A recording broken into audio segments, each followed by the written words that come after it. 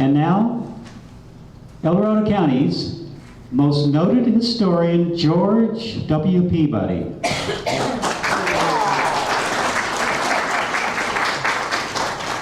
George. Somebody wanted to hear me speak? Woof, woof!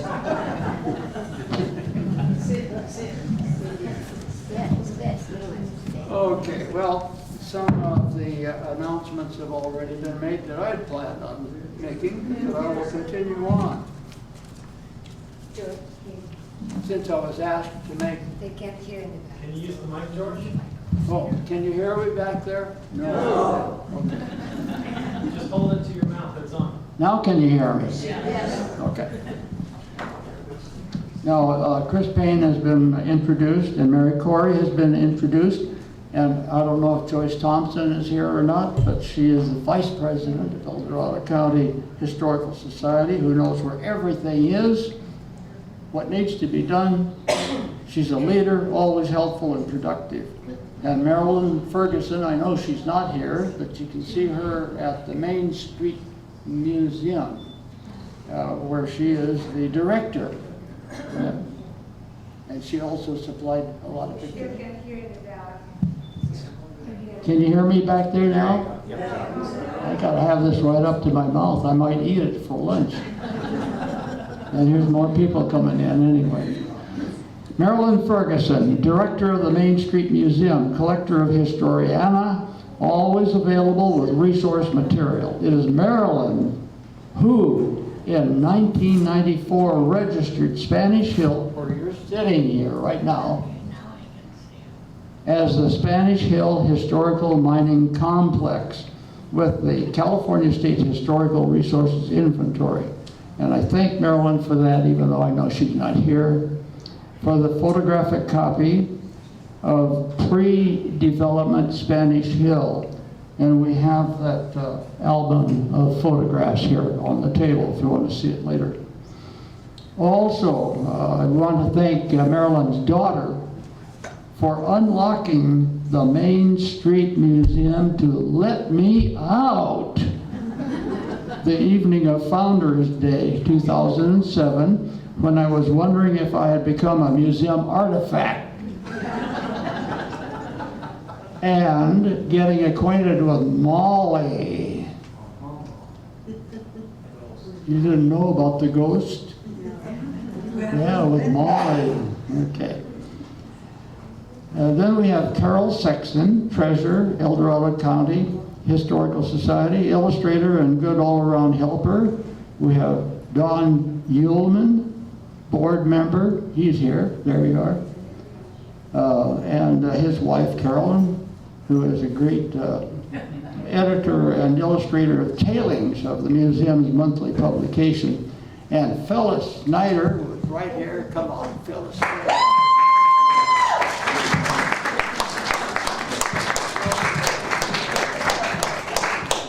That's my girl. She's 97 and I'm 93, so I'm not kids. And let's see here. Oh yeah, she's my remaining peer, my friend. She lives right here in Escaton. And then is Stacy Vreeken here? Stacy Vreeken, are you here? Okay, she's not here. She's a lady who is looking for people to interview. We old timers. And we're also looking for old timers for her to interview. But if she's not here, that's tough. Okay, and finally, let's hear it not only for our guests, but let's hear it for Samuel Clemens.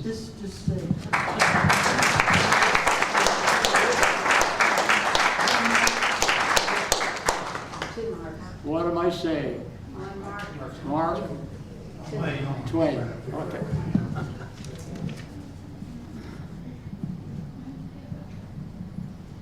Now, let's talk about recent Spanish Hill. And to me, recent, at 93 years of age, recent is 1992 to 1995. There was a sentiment at that time to develop the mined-out Spanish Hill as a natural, beautiful city park for an historical dry mining, hydraulic mining, canal and forestry educational center for musical and theatrical presentations, including a convention center. It would preserve the general topography, mark the Studebaker Wheelbarrow Trail for hiking, manage the existing forested and chaparral areas, and preserve access to wildlife. It was to be the perfect complement to Placerville's existing gold bug hard rock mine Placerville's existing gold bug hard rock seam mining tunnel and ore crushing mill park to educate children and attract visitors and their money. It didn't happen, did it? No. But that's okay. We've got you here anyway. Now, we're going to go to school. Can't hear you. We're going to go to school. Can you hear me now? Okay. We're going, and I want your attention, class. Now let's learn about Spanish dry diggings and the gold of Placerville's Spanish Hill, also known as Dutch Town. I don't know why, but that's what the book said. During the Jurassic period, which is before my time, that is of the dinosaurs anyway, some 120 million years ago, the region around the site of today's Placerville was a shallow sea without hills, rivers, or gold. But deep down in the earth below that shallow sea, where the Sierra Nevada and its foothills would rise. Did I say rise? Yes, because the Pacific Ocean floor, called the Pacific Plate, constantly presses eastward and under our continent, lifting the continental plate higher and making mountains and volcanoes. It was there, 2 miles below the ocean floor, that brewed a great soup of gold, iron, sulfur, quartz, and many other minerals and gases in solution. Now I want to talk about the word solution. When you ladies sprinkle salt into some water, what happens to the salt? Does it melt? No.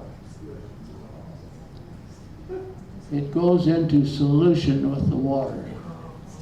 The salt, in order to be melted, requires 1,112 degrees to melt it, but it will dissolve into cold water.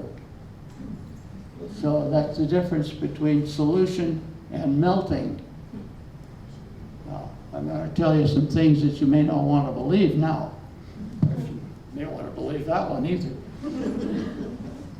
Okay. Now, these minerals like iron and gold will go into solution with water if the water is 600 degrees Fahrenheit and under high pressure. Well, you ladies know what pressure cookers are, but where can you get a pressure cooker that can push enough pressure so that the water can go up to 600 degrees and not boil? And that is 2 miles down under the ocean floor. Now, this this solution is going to find its way upward into the cracks and fissures forming during the first stirrings of the unborn mountains. And remember, I said that salt will dissolve in cold water, but it melts at 1,112 degrees. Gold also will dissolve in water, but again, at 600 degrees under high pressure. Now, as the solution cools against the cracks and fissure walls, its quartz, gold, and other metal and mineral components were deposited, sometimes filling the cavities as the water evaporated, as cold or hot water springs and whatever, steam vents and all that. With the Cretaceous period of flowering plants, the young Sierra Nevada and its hordes of gold rose significantly some 70 million years ago, starting its erosion by wind, rain, frost, snow, and earthquake. Now, I want you to notice that we have very little rain compared to these antique dates. When the Sierra Nevada was at its maximum height, the storms were unbelievable. They would wash the whole mountainside down the hill. The mic, George. A little bit closer with the mic. The Sierra Nevada rose to considerably monstrous proportions as compared with what it is today. But with the terrible, terrible weather that it produced by accepting the Pacific Ocean storms, just washed this area completely down.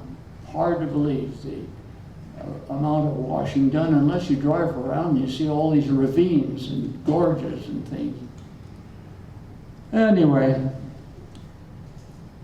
the Tertiary period, which saw the spread of mammals, witnessed the Sierra Nevada, which at its full stature, some 15 million years ago, its deposits of gold raised well above the sea level. Big motion so that the old ocean bottom is now exposed. Is this still going? Yeah. Anyway. You gotta keep it really close to your mouth because they can't hear that. Okay. So, accompanied by great volcanic action, featured by earthquakes and freezing, abraded by the wrath of storms and grinding of glaciers, the high Sierra Nevada was sculptured, exposing its hidden veins of gold ore to erosion.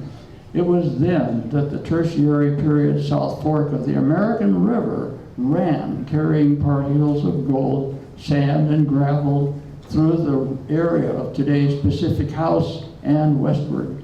The gold-rich gravels of the river's 3-mile wide course. You know, the Mississippi is 1 mile across. We're talking about a South Fork of the American River that's 3 miles across. Somewhat parallel and divided by today's Weber Creek area. It is stratified well above the hills of Newtown, Fort Jim, Coon Hollow, Placerville, Diamond Springs, and on westward. The last traces are found near Gold Hill on the ridge between today's Weber Creek and the South Fork of the American River, and on to Pilot Hill. No. The Tertiary period South Fork of the American River is not to be confused with the Mother Lode Fault. The Maloney's Fault is the name of the Mother Lode Fault, and it's called Maloney's because all of the gold looked like little golden melons, shiny pebbles.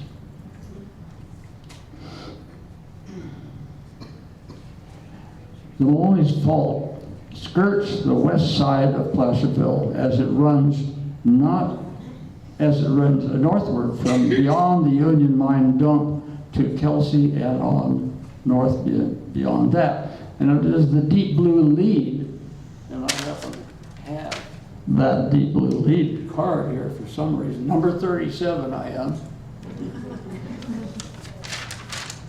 And the deep blue lead, which you can see if you go to the smooth flat house and look down the hole in the bar at the basement, and then you can see the deep blue lead there. Now that deep blue lead arrives from the White Rock area from the north and then turns southwest and under Spanish Hills Tertiary gravel basin. So we have tertiary gravel basins from the river, and we have a deep lead underneath it, which is a very rich source of hard rock gold. In time, heavy layers of ash and flow from volcanoes covered the ancient river and its banks of sand, gravel, and gold. Weather changes because the High Sierra has reduced in height. Weather changes resulting from the effects of vigorous erosion upon the Sierra Nevada height provided less and less water for young rivers to cut through the volcanic layers, and so gold-bearing gravel beds were exposed only in a scattering of places where gold was found. Gold was discovered by James Wilson Marshall in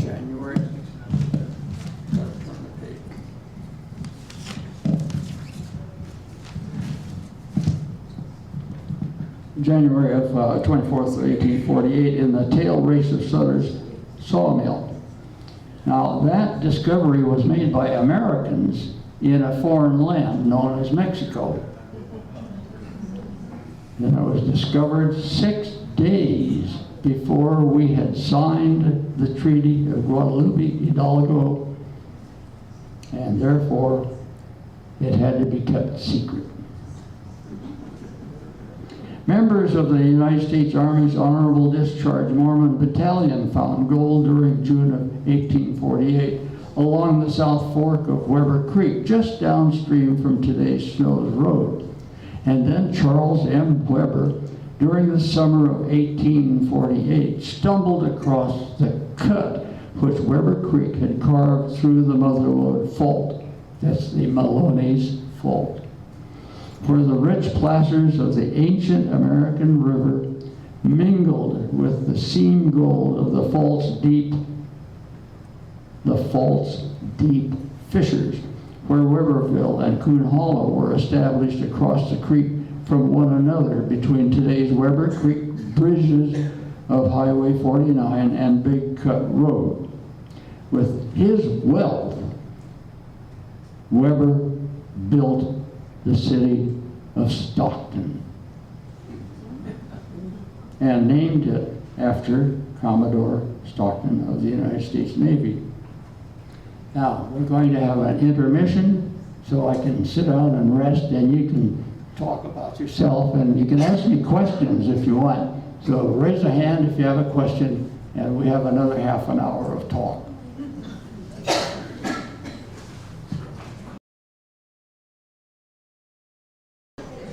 The William Daler Company. Can you hear me back there? The William Daler Company, working Weber Creek downstream from Weberville, where of course Mr. Weber had